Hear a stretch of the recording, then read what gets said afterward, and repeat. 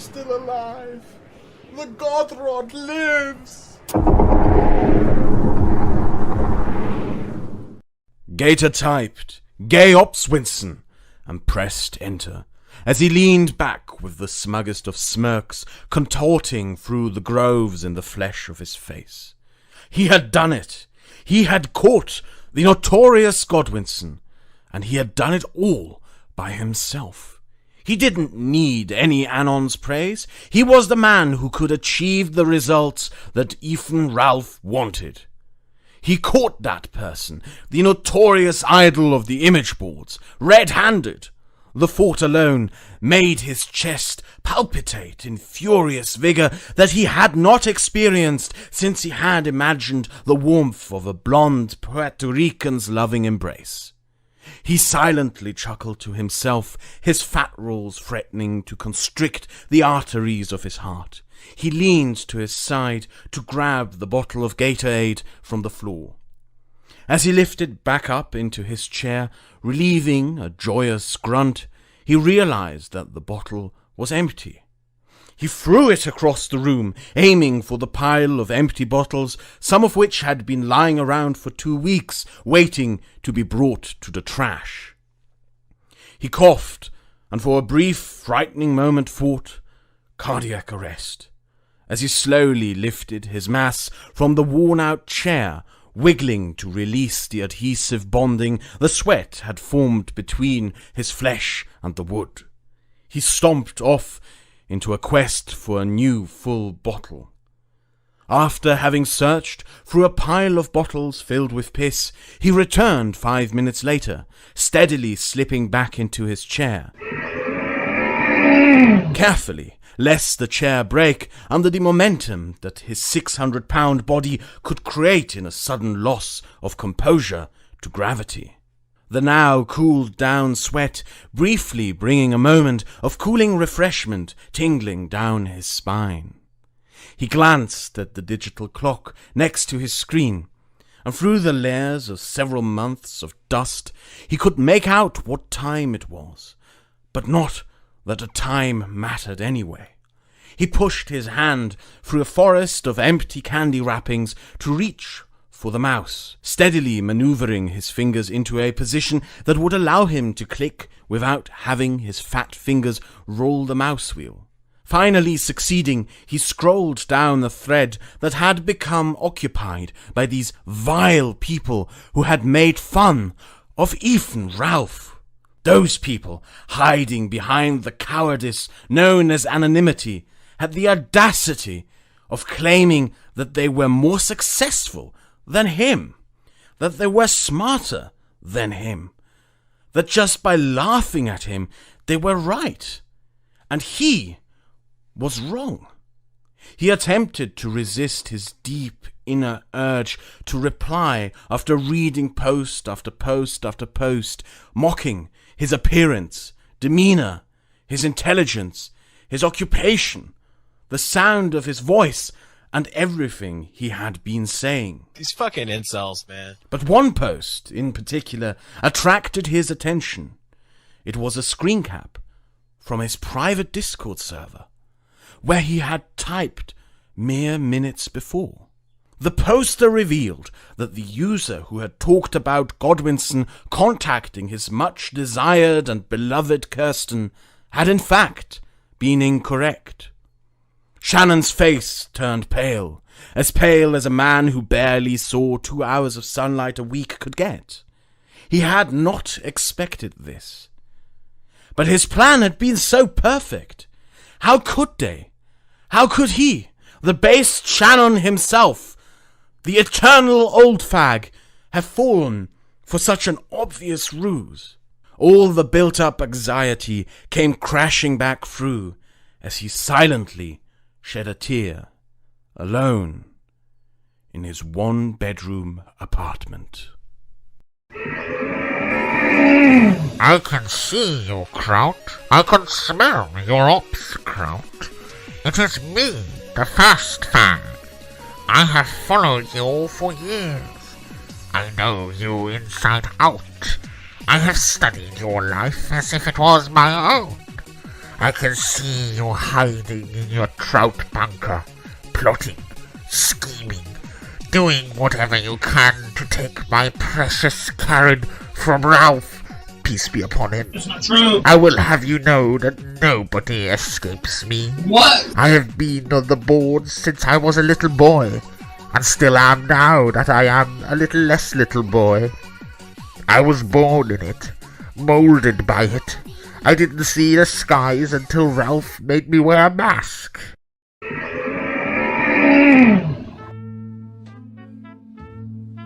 Do not go gentle into that good night. Old age should burn and rave at close of day. Rage, rage against the dying of the light. Though wise men at their end know dark is right, because their words had forked no lighting they, do not go gentle into that good night. Good men, the last wave by, crying how bright. Their frail deeds might have danced in a green bay. Rage, rage against the dying of the light. Wild men who caught and sang the sun in flight, and learn, too late, they grieved it on its way. Do not go gentle into that good night. Grave men, near death, who see with blinding sight, blind eyes could blaze like meteors and be gay. Rage, rage against the dying of the light. And you, my father, there on the sad height, curse, bless me now, with your fierce tears I pray. Do not go gentle into that good night. Rage, rage against the dying of the light. Yeah!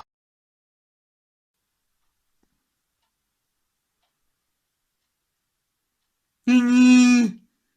Mini mama élève, on est travaillé du Congo, on est fan des notices and the neuf peu, and then I met KF, and he brought me to Quebec to make movies and find the G's in the North Pole, and then I met him dinner for Christmas, and now I'm here saving the white race, and Jeff, oh Jeff, he is the leader of the white race.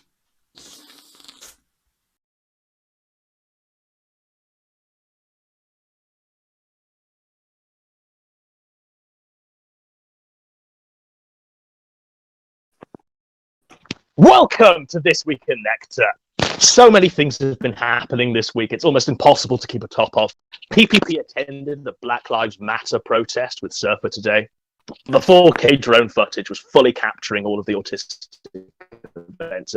We're about to announce a new co-host, but first we're going to talk about Leo being dropped. PPP's going to give a potted chronology of the snake that is Leo Park. Well, folks, Leo has been dropped from This Week in Nectar. He really made the choice himself when he decided to say that this is Kekistan 3, this is a crusade, this is cringe and gay. You know, when he's been a part of it this whole time, and he's just decided to snake on us publicly on his Discord, ladies and gentlemen. But so far as the full chronology of the snake go, I have a video that's coming. The chronology of the snakening. But before even we get to the chronology of the snakening, the reality of it is we're going to have the snakening. It's being released. 3 hours of the Leo snakening. 3 hours of Godwinson supposedly snaking. You be the judge, folks. You be the judge of who's the snake here. And then as we go through the chronology of the snake, we'll clarify exactly who the snake is, exactly who it is, and people will find out, and they'll know, and they'll know, and that's all I gotta really say about Leo right now.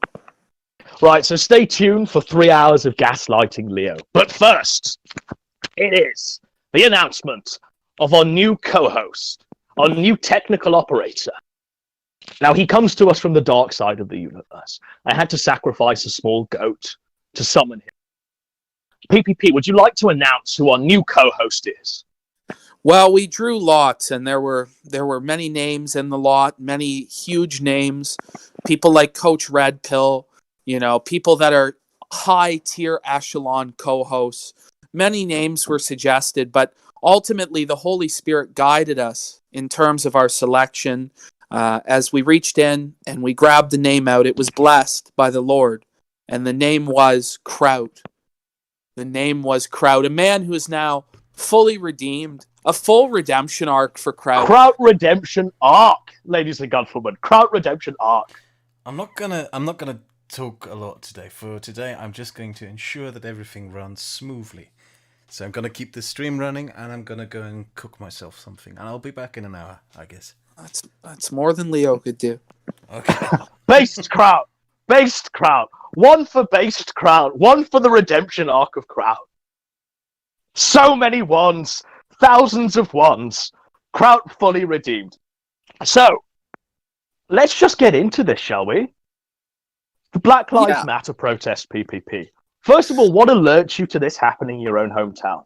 So, just last night, I'm just chilling. It's like 8, 9, maybe 10 o'clock at night, somewhere in that range.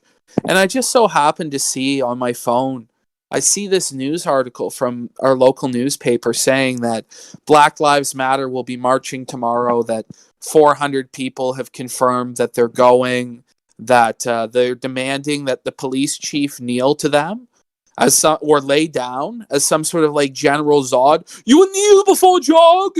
You will kneel to me, Jor-El! You know, some sort of like crazy power trip on the police chief. And the police like refused yesterday to do it, you know? And so I hear that at noon they're going to meet to march, and then they're going to march to the police station and hold a rally on the steps of the police station until someone comes out and kneels to them. So this is what I'm told. So me and Surfer say, we're not going to go. We're not going to go. It's too risky. It doesn't make sense to go. You know, people are crazy out there. We've been seeing the news and on the TV. But today I woke up early and I just thought to myself, no, I must go. I must be a hero. My cape must fly so high. You know, I have to just go be the superhero today. So I went. Well, remember, PPP, no justice, no peace. Fuck the police. Yeah, that's what we were hearing, you know. So I put on my most stained and disheveled clothing that I could find, you know, to fit in with the Antifa leftist, you know. To be honest, you were probably the most well-dressed member of the fucking congregation that turned out there, right? Yeah. We start walking downtown. We see, like, posters up for George Floyd or whatever his name is. We see people have George Floyd, PPP, the gentle giant, the hero of our times. Get his name right. This man is a martyr. This man died because there was racism inherent in the institution of the police. I don't know. I heard he was high on like heroin or something when he died. No! I don't know. I forget exactly what the drug is. It was fentanyl. I heard he was on fentanyl at the time of his death. But yes, gentle giants can take drugs and have a criminal record, PPP, as long as they are, and do 5-year prison stretches. Gentle giants. Wonderful. You know, we walk downtown. We start to notice, like, about 5 minutes walk from where this is going to be, we start to notice these, like, land whale Antifa women. Just, like, all these land whale Antifa women with, like, dyed hair and, like, the fucking shit, like, the boots and, like, the whole, like, 9 yards SJW look. Can I just ask you a quick question? What is the Antifa population of Peterborough? Just as you know it. It's pretty high. I don't know. They got 1,000 likes on their Facebook page. You see, I was thinking these guys are driven in from neighbouring towns, maybe Toronto or something. But you're saying that these are homegrown fucking Antifa terrorists. I don't know how many are homegrown versus bust in. I'm going to tell you, a lot of them probably have been bust in because there's so many people here. And usually for a protest in Peterborough, you might get a few dozen people. And that's honestly what I expected this to be going down there. This is why I was surprised. I was expected to see about 40 people. I was going to laugh at it and walk away. But then when you called me, you said there was 500 people. And I was like, surely not. Surely the population of the entire town is 500. There had to be at least 500 people in the march, at least, you know.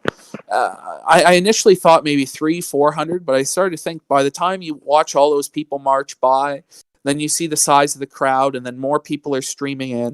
The crowds were massive, and you just saw them, and the crowds were 99% white. It was just shocking to see. Like, there was a few black people here and there.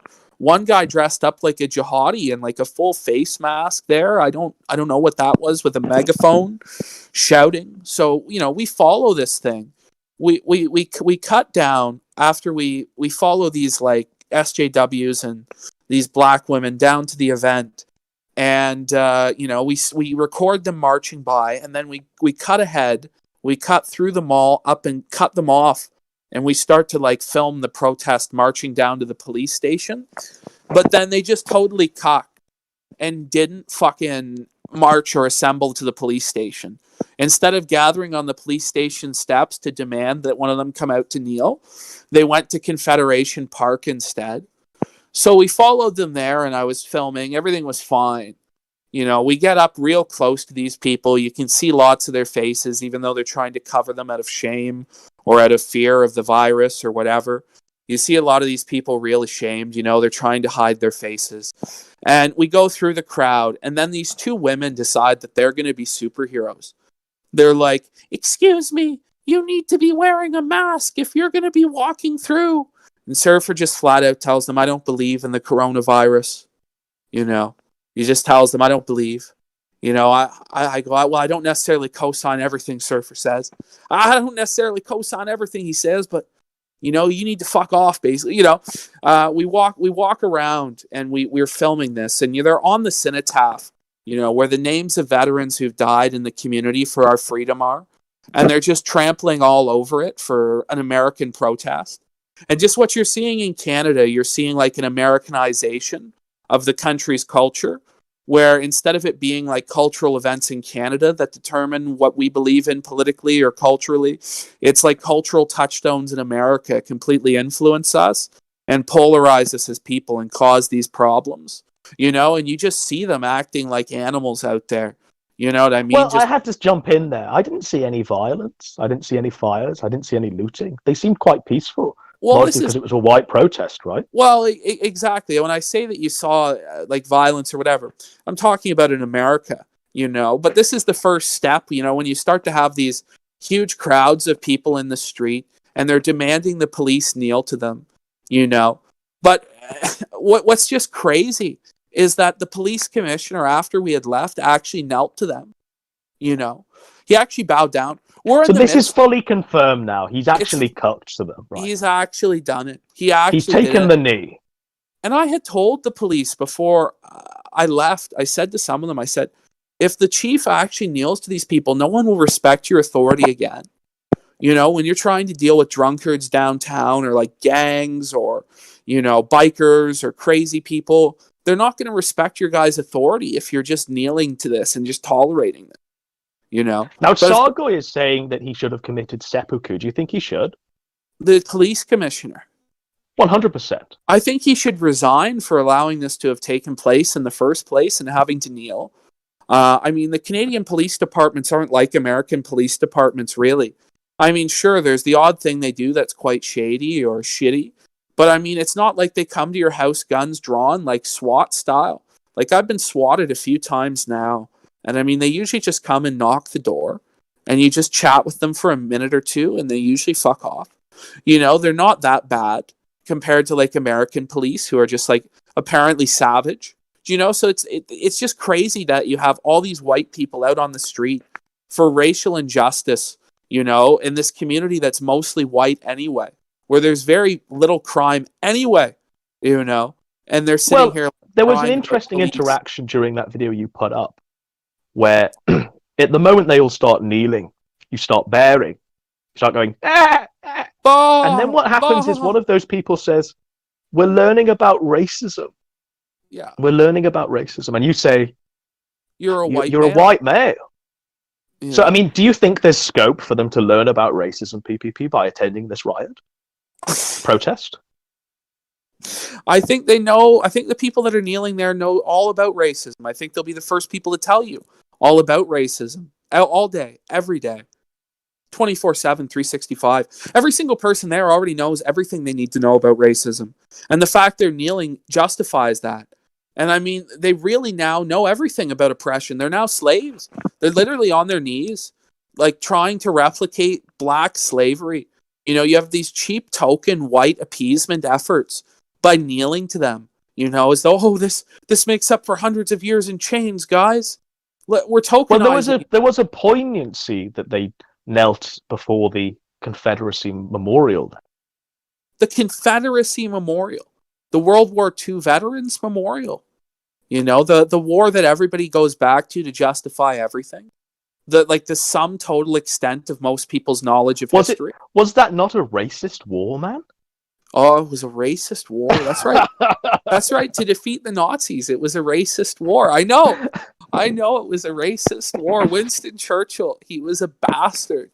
So what's your hot take on the fact that they fled from the police station? They didn't even go to the police station. What, do you think they're cowards, or do you think they are cowards? They just backed off because they didn't manage to get in even enough black people or anybody who had any sort of masculine energy to them or aura to them who was going to be able to tell the police what to do. They just had a bunch of women. It was like 80 to 90% women. And like the few men that were there were all these like white, pardon my language here, soy boys, just total weaklings, just scrawny, chicken-necked little losers who are trying to like pretend that they're heroes, and they're trying to film me. So I just showed my asshole to them right then and there. I just pulled down my pants. Now you display it twice, do you not? Yeah, well, because initially when I'm walking away from them kneeling and going, bah, and they're like, no, you need to stay around and see what happens. They're like trying to threaten me. Stay around and see what happens. So then I just pull down my pants and just show them my ass. Like the whole crowd who's kneeling and have turned around, And then later on the street, because I went to go get a Gatorade, I was like Trayvon going to get an Arizona iced tea. And I come back up the street and these thugs, they're trying to film me to intimidate me. So I just yelled at them, you like what you see, and I pulled down my pants and showed them my ass again, and I told them, like, you want to come do something? You won't do anything. And they didn't cross the street to fight me. And I just went safely about my business home, And that's basically what really happened. They're just. Why do you think those two women were so confrontational? I mean, you weren't making a scene. You were just there filming the protest. Why do you think they were so confrontational with you? Because we didn't obey their gay authority concerning the coronavirus. They were like, you need to wear a mask. As soon as they you're supposed to be kept 6 feet apart, and no one was observing that rule. Nobody's observing that, right? So everybody's just full of shit about social distancing or the coronavirus. The newspaper reports are saying they socially distanced. The newspaper reports are saying it was totally peaceful. There was no intimidation. The newspaper reports make no mention of us, which, is positive in a way because I displayed the starfish. Well, I suppose in many ways, PPP, that you and Surfer were the two-person counter-protests that usually accompanies these things, right? I had to fight them. The headlines are going to read, "Local white supremacist destroys town." Well, instead of being the three centers, it was you and Surfer. Yeah, showing bodily parts. Do you notice like children like marching along here, like a little kid on his bicycle with? Now, do you think that's irresponsibility on behalf of the parents to allow them to be exposed to this, or is that a rhetorical question? Does it need answering? Like, people should know that that's endangering to these children.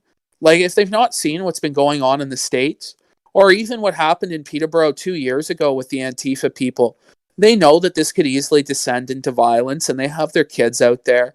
Apparently some children were as young as 2 years old, being drug around in like carts, and there's like, I have footage of this stuff, it's just crazy. Even the newspaper articles report this, but they spin it as a positive thing because the children are getting to learn about racism. And they get, so they're learning. They get to be like little Martin Luther Kings. Maybe they will learn not to be racists when they grow up. Let's hope. Yeah, by seeing this, I'm sure they're inspired not to be racist. Being told to kneel down, kneel down before these people. That won't ever inspire resentment in people. That won't ever cause people to not like you and think that you're trying to rule over them. No. Just demanding that authorities kneel to you is perfectly normal and natural. And it's a good thing, really. It's for our own good. What percentage of people would you say that knelt? I mean, I didn't see everybody kneeling. They all. I don't think I saw everybody kneeling, right? I think there were a few people just sort of looking down their phones in shame, right? So what would you say, a good 90-something%? Or I would say a good 90-something% eventually knelt. I was like one of the only, like maybe 12 people standing who had dignity and who were like, what? And there were like media members who didn't kneel. The media were just not having it, But like other than the media and like me and Surfer and like, I don't know, 2 other local yokels maybe who just happened to be walking by and were like, I'm not kneeling down. It was all like just a sea of sheep and they needed to be bawed at. And, none of them stood up to do anything. They all sat there kneeling as I yelled at them and bawed at them and shamed them. One guy tried to like screech at me, and he just got shut down. So, they're all just bitches, and I called them punks and they did nothing, and when you're in prison and you're called a punk and you do nothing, then the green light is on to rape you all day, every day, and you just become the prison prag bitch, and that's the reality. And those people have no street cred and they're a joke. That's the reality. That's all. So how does your adventures into the riots compare with Dick Masterson's and Vito's adventures? Well, I think it was pretty successful in that none of us got arrested. Sure. We didn't get shot with bean bags. We didn't get pepper sprayed. I didn't fail to cross an I-beam. I did wade into the crowd with my arms spread like I was like a savior or something. But other than that, I think we had a much more fun time. And I think we got some great footage. We didn't get people like smashing shops or lighting things on fire because Canada is just, it's different. The people here are very soft and subservient and they're not very outspoken or boisterous. They just kind of sit there inhibited and, they kneel down. People didn't want to kneel down, right? But what happens in the Canadian psyche is there's this mentality to follow what the group is doing out of a respect for like a shared cultural heritage or something. People are like, well, we gotta kneel down. Everybody else is doing it. And so like the group mechanic to obey the collective takes over in the minds of these people. And that's why they end up kneeling down. Surfer said he felt it even. I felt it too. You felt the power to kneel? You felt compelled. You felt compelled to do so because but PPP, everybody else no man is doing should kneel before anyone except for God, right? That's right, and that's why we didn't. We retained our dignity. Everybody else fell to the peer pressure of kneeling, and like the first people dropped to their knees. They were so quick to do it. There were people who were eager to do it, and they were desperate, like lapdogs. You saw that one girl up front who really wants to sleep with a black guy. She was on her knees right away, and you just saw throughout the crowd, just slowly people accepting that the peer pressure was going to make them do this or they would have to leave, and I just chose to leave. I said, fuck you, and showed them my So asshole. how long were you actually at the rally there? Well, maybe an hour. Right. And how long did it go on for? It went on for like another hour and a half after that. Sure. And then they just like I say, the police chief just knelt down and then they all just left. like I say, it was quite a cordial sort of march through the streets, really. And even their chanting was quite tame. I did hear no justice, no peace. But I don't think I heard fuck the police joining that. Well, the newspapers report that they played fuck the police. Right. On their speakers, I guess. But if that's the extent of these people's violent action during this peaceful protest, I think we can let that slide, right? But when we look at other riots that are happening not far from you in Toronto, right, we're seeing a completely different mirror image. And why would you say that is? Well, I don't know. I mean, when you look at the population of Peterborough, you see that it's mostly white, Sure. and students and the elderly, and those people don't tend to destroy property or loot or riot. And there's not as much racial tension just because of the demographics. Whereas in a city like Toronto that's very multicultural, there is a lot of, let's say, like demographic tension between the various ethnic groups that causes it to pop off real quick. Plus, there's millions of people there. So, a small percentage of 1 million people turn out, it's a real problem. Whereas a small percentage of 70,000 turn out, it's not that big of a deal. It's just a few hundred people, What do you think would tip these people that live in your area into violence? I think if they saw somebody that they thought was a white supremacist, like last time they did that, like some like white nationalist guys showed up to the Antifa event, and they were wearing like the what was it, the cross of Odin or some shit like this. They were like LARPing as pagans, and like the Antifa people tried to fight them and beat them up, you know, and then they were smashing cars, and they lit like a police car on fire, I believe.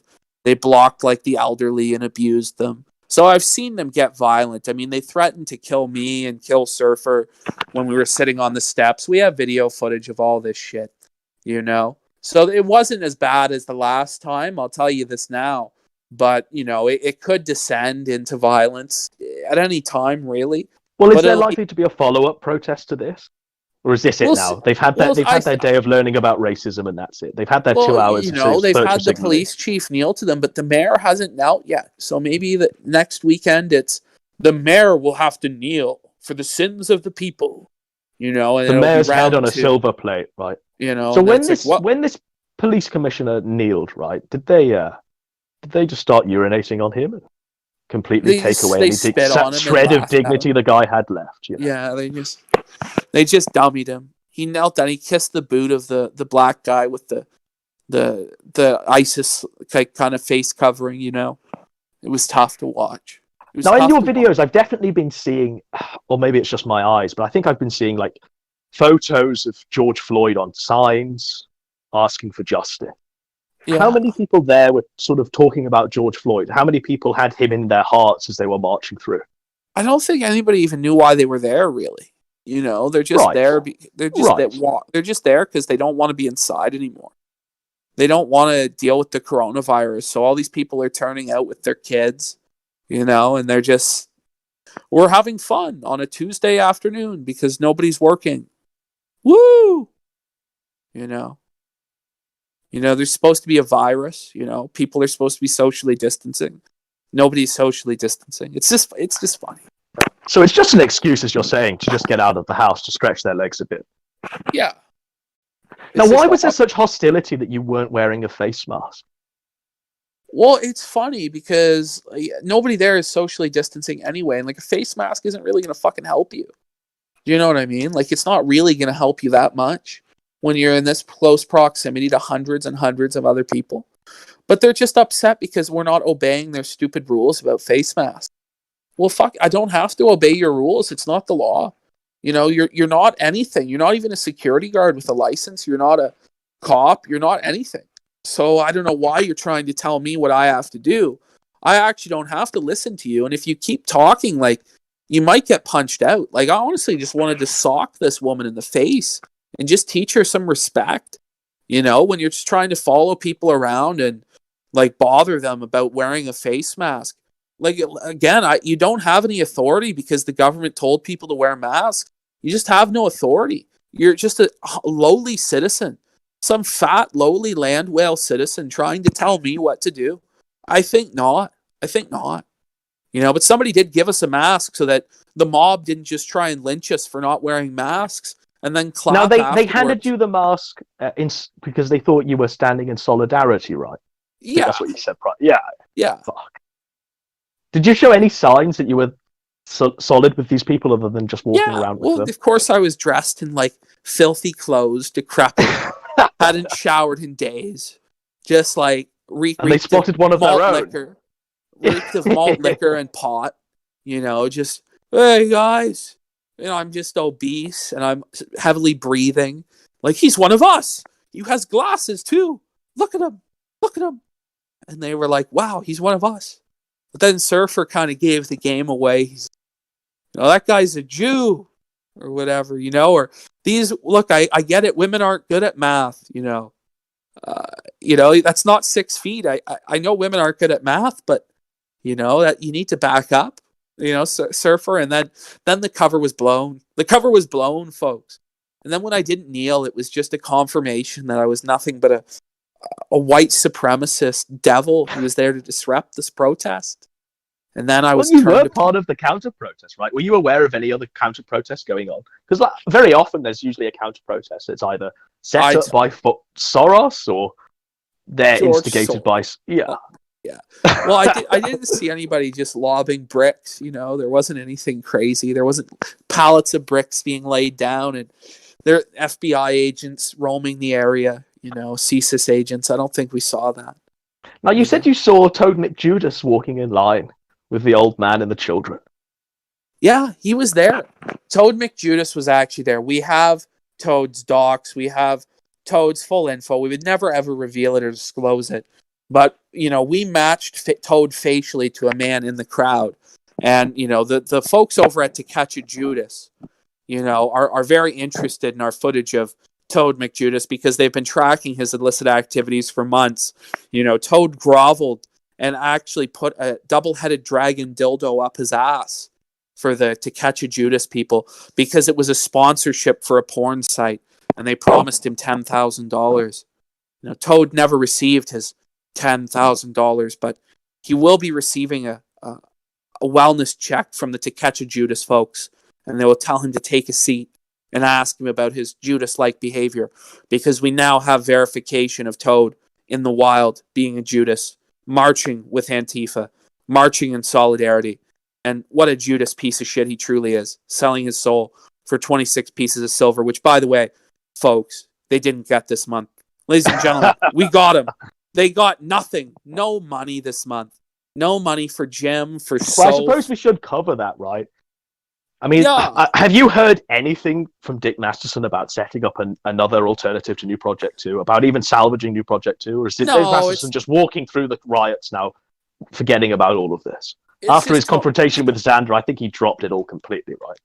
It's just totally radio silent right now, boys. Fucking nothing. Nothing. Nothing from Dick. I mean, the only update we've had really is from Josh. And he made this post explaining on like the pay pig section of Kiwi Farms so that the larger audience wouldn't even see it because he was ashamed. But he basically is like, okay, look, the money is being held for at least 120 days. I'm not going to get any money until then through Dick. So now, guys, what I need you to do is I'm going to get a private payment processor. And I need 40 brave pay pigs to give me $100 a month. I think that's a good idea, to be honest. I mean, as long as it's secret from Vordrak. He just has to keep these things secret. And then he can live and survive in the Siberian wilderness. I think that's a good idea. He just needs to keep it private, I think. Yeah, if it's public, you've got fucking Khan out there, right? After Captain Kirk, we'll follow him to like the ends of the earth. Breath, this is it, right? The obsession, the Moby Dick style obsession with Josh. The white whale, Jenny Juice. I think it was always a bad idea to have any sort of public money going in because it was always going to be visible to either people like Vordrak or people like Zoom or whoever, right? Yeah. So it does seem like a step in the right direction. If he gets like 40 guys, we're going to give him $100 a month to keep the site up and keep Josh alive. That seems like a good idea to me. No, it's certainly better than him being in the pocket of the New Project 2 Gopal, where he's beholden to Dick Masterson's every whim and every desire, and his success is tied to Josh's success. So it is a genuine improvement, but it's just sad that he has to go before his audience there and grovel in the gutter, and it's tough. It's tough for him. It's tough to be Josh. PP Puma says, imagine having a job. Should Josh just get a real job and support the Kiwi Farm site with like a warehouse job where he's stacking shelves? He just claims he can't get one, but he's too good for one. He's not going to do it. But I mean, eventually it's going to get to the point where he's either going to stack the boxes or he's going to shake the cup for change in front of a Walmart, So that's there's two destinies here, really. Or, I mean, he could just try and clean up his fucking act, hope Vordrak just mysteriously dies in the next few days, I guess, and then his life will be wonderful. But, like, if that doesn't happen, like, he's probably going to end up either stacking boxes or rattling a cup for change. I don't want to see that. I don't want to see that, really. No, of course not. I suppose all it takes is just one guy out there who's unhinged enough to go after another individual, and they will just ruin their lives, regardless of who it is. That's what happens. One guy just goes postal one day and will get you banned from every payment processor going. We'll contact every, school or job or house you've ever been to and just deperson you completely. And so, one does understand the plight of Josh, really, especially after speaking to Vordrak. Yeah, it's a tough position for him to be in. I hope that he figures it out. I hope he finds Christ, gives his life to Christ, and turns a new leaf and, makes the Kiwi Farms a website dedicated to Jesus. instead of trolling. But I think hell will probably freeze over before that time. But you never know. You never know. Maybe Janny Juice can sweep it up in heaven. Maybe, who knows? Now, Odin is saying, what about Josh opening up an OnlyFans? That seems to be all the rage with all of these celebrities now. I hear Andy Warski's got an OnlyFans in the pipeline there. What do you think about that idea, man? Well, I think that there's some people out there who definitely going to pay. They'll definitely pay Piggy Josh for his OnlyFans. They want to see him dance and do the truffle shuffle. They want to see Josh's starfish. They want to see, Josh like jerk himself off. They want to see Josh's feet. They're just sick people, And this is probably where Josh might end up. He might end up cam whoring. He might get maybe $200, $300 a month this way. And, you got to ask yourself, is it worth it? And he's going to say yes. But if it keeps up the purity of form, then surely anything is worth that. Anything is worth preserving the purity of form, PPP. Yes. The purity of form is all that matters. All shall respect and show deference to the purity of form that is Kiwi Farms. Oh, yes. Oh, yes. Oh! But the poor guy, he's trapped in Siberia. There's no escape. Now, do you think it was a bad idea to interview Vordrak? No, I don't think so. I think it was good to have the guy's story out there because, I didn't really know who he was, I have to say. Yeah, I thought he wanted to feed Josh to the pigs. I thought it was that guy, really. Yeah, but it turned out not to be. And the guy was turned out to be an even crazier guy. Surprisingly eloquent, surprisingly composed, and well put together. And he had his points, and he hammered them out in a quick succession. And it was bang, bang, done. The thing was, right, every question about New Project 2 definitely worked its way back to Josh in a surprising manner. The guy's encyclopedia. That's why we didn't press knowledge of Josh. The guy has the ultimate knowledge of Josh. He has more knowledge about Josh in his head than Josh probably has about himself. Sure, and this was my take as well. Like, if only they worked together and were friendly, they could probably accomplish. Well, it's never going to end up happening. But he's just determined to see Josh get wiped out, and Josh has to figure it out. Again, I don't think that by just interviewing the man or asking him a few questions, I have some sort of new loyalty or association to that guy. I just wanted to see what his take on things was because... And this was my thing as well. I didn't know the guy's story. I haven't got the patience or energy to go through the 400 pages on a Kiwi Farms thread to try and work out who this guy was. And the ultimate great thing about it, of course, is that it's led to the snakening. It's led to all things being revealed. It's led to Leo crying and hyperventilating that we should scrub the audio of him talking. In the interview, because he doesn't want to be associated with Vordrak. It's led, and the showdown and the audio. Even though the guy, Leo's like Vordrak's friend. There's a 3-hour audio tape of Leo recording Godwinson trying to snake him, folks, and it's going to be going live soon, folks. It's 3 hours of gaslighting Leo. It's amazing. You're going to have a great time. There's some great stories in there. No, Godwinson, no, you are totally forthright in that conversation. You're all going to have a great time. And then I think you're going to give your take on afterwards, aren't you? The chronology of Leo Pirate the Snake? Yeah, we're going to build on the chronology there. We're going to get it set up nice and good so that everybody can exactly understand what's taken place, what sort of just absolute disgraceful snakening that we have just seen in the last fucking couple of days. The horse shit I've been having to deal with in private, having to hold the trial of Godwinson. We literally... Do you know what I mean? We literally put Godwinson's on trial. Literally on trial. We had to put him on trial. Godwinson was in the dock. Leo as the prosecuting attorney, and I have to judge this. And this is what's happening. Godwinson has to make his defense before the Grand Inquisitor Leo, who's just gone full Catholic Inquisitor and is just trying to brand Godwinson. You're a gamer, Godwinson. You're an evil man. You're a gamer, Godwinson. You worked for ContraPoints, Godwinson. You worked for ContraPoints. Where were you in 2013 on this date? Were you engaged in a gay op with something awful on SRS? You know where I was in 2013? Let's not forget. I was a child. Let's not forget the greatest allegation of all, that Godwinson is a sadomasochistic homosexual with a feeder fetish. This is where we are at this point. This is where we are at this point. And as soon as I heard that, I just knew like he's reaching. He's desperate. He's trying to emotionally manipulate me. And so now, Leo is getting screwed. The snakening is being released. He thought he would blindside everybody with the snakening. But it's in fact he that's been blindsided at this tribal council and voted off the island. He plotted this grand conspiracy with his hidden immunity idol of the secret recording. But at the end of the day, I stole it and screwed him. And he's played a false idol. He's been voted off the island, folks. The tribe has spoken. It's over. Kraut is the new master of audio engineering. Amazing.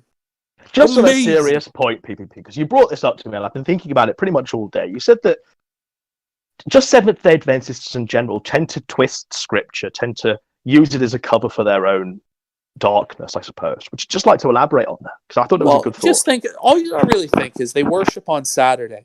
So they're basically crypto Jews. I mean, let's face it, folks. They're not even real Christians. They're a cult. They've been named and anointed as a cult by many reputable sources over the years. They've tried to rehabilitate their image, but they are a cult. They're a doomsday cult. And all the members of this doomsday cult are obsessed with knowing when Jesus is going to come back, even though the Bible tells us that no man will know the day or hour of his coming, and he will come as though a thief in the night. So there's no way of knowing. These people just want to play like they're in the Da Vinci Code, or they're in like some movie like National Treasure or Indiana Jones. They're putting together the pieces. Or they're in Gamergate. They're going to solve it all. And, they have these conspiratorial schizo minds, which leads a guy into Gamergate and all this crap. And, he just has a puritanical mindset because he's in a cult. So now, like, video games are bad because he was in Gamergate. He can't partake of video games. He can't partake in saying any foul language. He won't drink caffeine because caffeine is a drug. He's just given himself over to a puritanical cult, and he believes that we're Satan worshipers because we worship on Sunday, because the sun is pagan and the Catholic Church instituted this to try and integrate paganism into Christianity and subvert it, and we're already on like the 9th layer of delusional schizo posting before I even start to debunk it. Do you know what I mean? It's just fucking insanity. The Bible says that the congregation worshipped on the first day of the week, Acts 15. So, like, I just don't understand where Leo is coming from. Well, I mean, my problem is, PPP, like, for real here. The guy pretends to be this puritanical Christian, and then he's secretly recording everyone's calls. He's snaking on Toad, who's supposed to be his best friend. You know what I mean? Him on tape saying, "I'm not a snake. I don't record people's calls. I don't record DMs." What got me is, he wouldn't record Josh, he wouldn't record Toad, but he would record you. And that probably means he's recorded me. So I look forward to the leak of me gaslighting fucking Leo into next week and making him doubt his own reality as he goes into a schizophrenic spiral. I don't know what to tell him. Like, he's going to release these tapes. He thinks he's a real hero because he recorded us. But at the end of the day, there's really no difference between us and these recordings and us in real life. So this is the thing. Like, we are not like Ethan Ralph or Gator or dare I say it, Sargon and Coach Red Pill. We are the same people we are here than we are in private, are we not? Yeah, no, it's exactly the same. I mean, we were just talking in private, and now that we're talking publicly, it's just a mere extension of the previous private conversations we were having. So it's just complete insanity. This guy is just a total snake and a piece of shit. And I just have no respect for him. And he was foolish enough to trust me with his tape, with his smoking gun evidence, which is now going to be released to the world, And he's just an idiot. The snakening is here. People can decide for themselves. People might say God was I think, like I said, when I was on trial, I said, you will decide for yourselves. You will decide for yourselves, surfer, but people decide video game snake. Who's the snake? Who's the real snake? You will all decide for yourself. And I walked out of that court vindicated. A free man. Yeah. Innocent. We're going to find out who the real snake is. The audience will decide. And maybe it will be that you've been devoured by the snake and it's over for you. I will accept the judgment of the crowd. Personally, I've already been acquitted, so I'm riding high at the moment. But I will accept the judgment of the crowd. People can hear the 3 hours of gaslighting Leo, and they can make their own decision. But I just want to first of all apologize to some people that warned me off having Leo on as a co-host way back when we started This Week in Nectar. I want to apologize to Coach Red Pill, who said I should have fed Leo to the wood chipper, that I should have cut Leo up into 1,000 pieces and fed him through a wood chipper. I want to apologize to Coach Red Pill. I want to apologize to Josh for calling Leo a fucking degenerate guy who wants to fuck his own dog.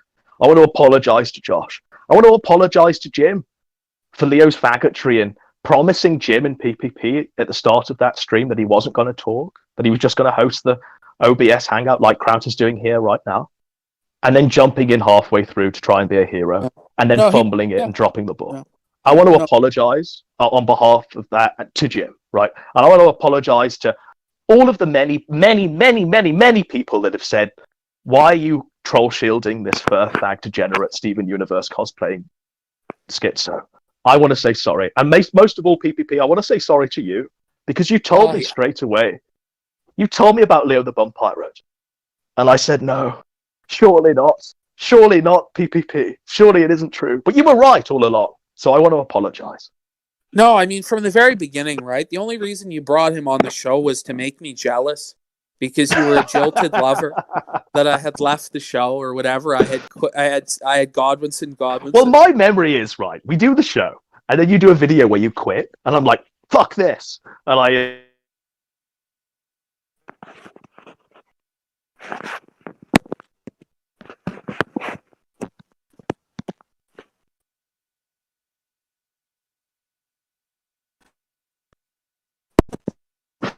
Yeah.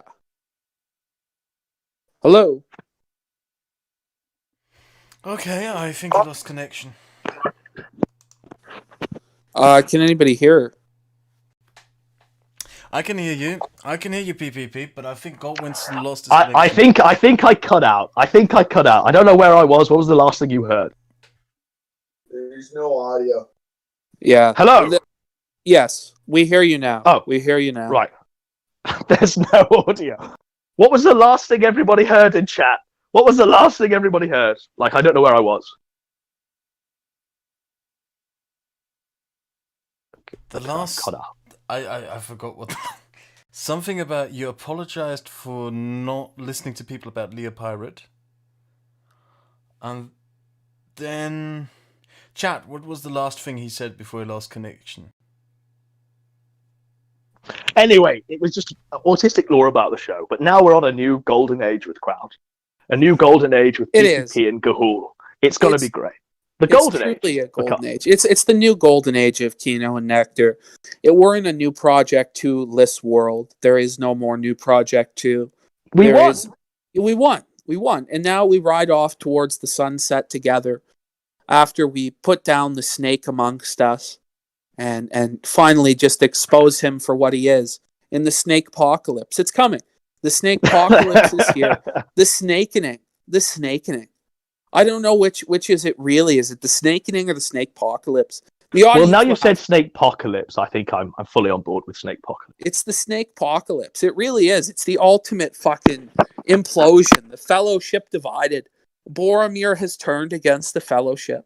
Boromir has tried to seize the one ring of clout for himself and has now become embarrassed and humiliated and exposed as a snake. It's tough. And there we go. I think that's pretty much the show, unless chat wants to say anything. People are saying expose the grifters. People are saying snakening is better. People are saying the snake will be driven from the garden. People are saying the one starfish and swab the deck and snakes on a plane crashing into towers. People are just spamming F. So I think that's about the end of the stream. Crap, do you have anything to say about being awarded this honor of being our co-host on This Week in Nectar? I'll just try to keep the show running as well as I can. Based. Kraut redeemed. Kraut fully redeemed. Don't you agree, PPP? Exactly. Kraut's a legend, and Kraut is going to help us burn it down. It's all being destroyed. The truth is all being revealed. The true snake is going to be exposed in the snake apocalypse. It's here. It's so you committed to snake apocalypse there. Standing on the edge of the snake apocalypse. Leo in a fursuit. Oh fuck.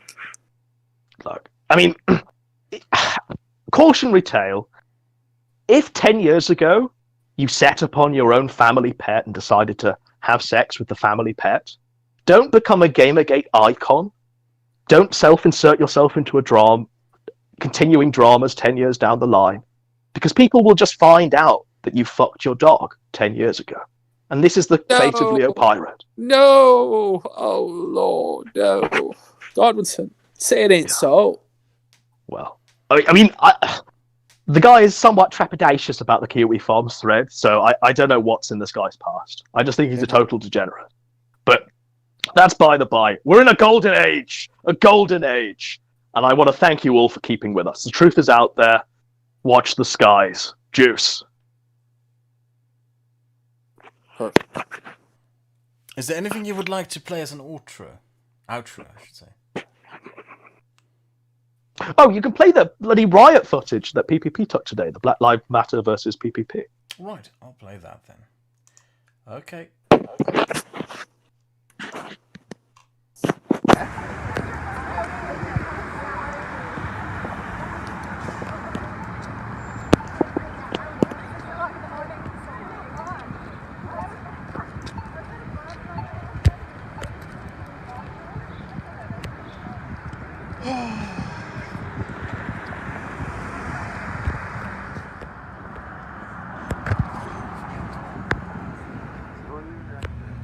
There your guard shock over there, buddy?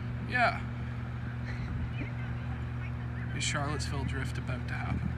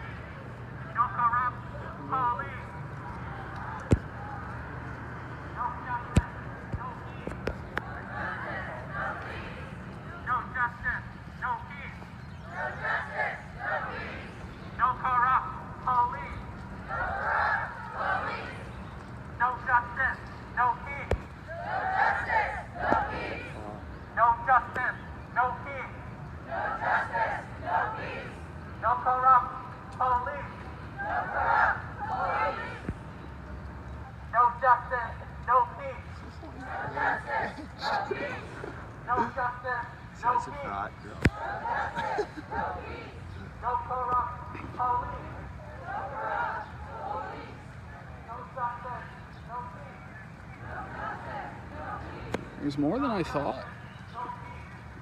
How many of them are locals, though? Not as many as you'd think. Well, I wouldn't think very many, buddy. Yeah, none of them are local. There's a professional. Photographer sneaking in the back. Look at them go, though.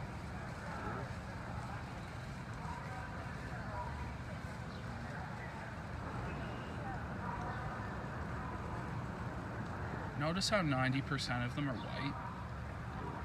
You know what I mean?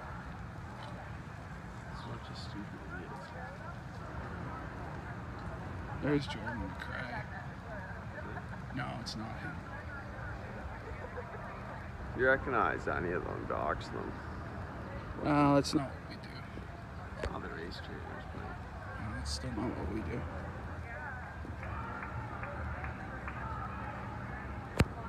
So once we get to the tail end of this procession, let's try and cut them back up off at Water Street. Because it looks like there's not many left. They're starting an I Can't Breathe chant.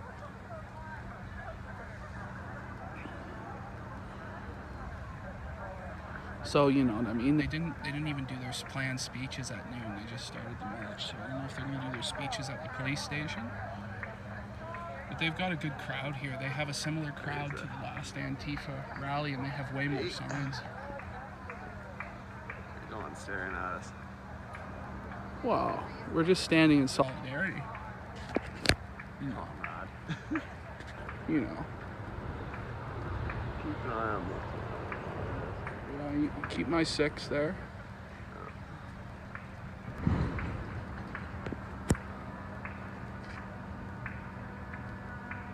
Murdered for $20. It's Toad McKeno. Toad McJudas. This is fucked. This is gonna be a clusterfuck, buddy. Look at like the old guy, you know, what is he thinking?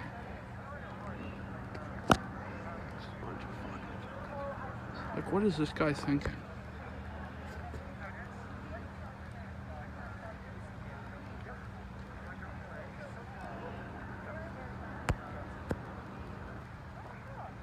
I'm sure this is social distance, though. Yeah? Oh, very social distance, buddy. Look, they're even wearing their masks. You know, that's the only issue, really.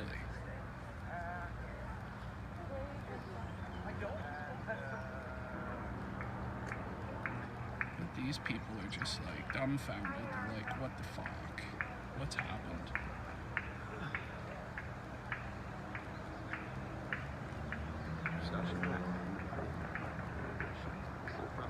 Dude, we're gonna just cut this. This procession's gonna go for another 15 minutes, boys, so there's no one. You gotta think, it's been like this for months. Yeah, this is what it's like under coronavirus. Like, there's nothing. Hundreds of people outside. I gotta say there's at least 300 people. Maybe 400 or 500 people have turned out. I didn't expect this type of turnout, so we're cutting through them all. We'll see you on the flip side.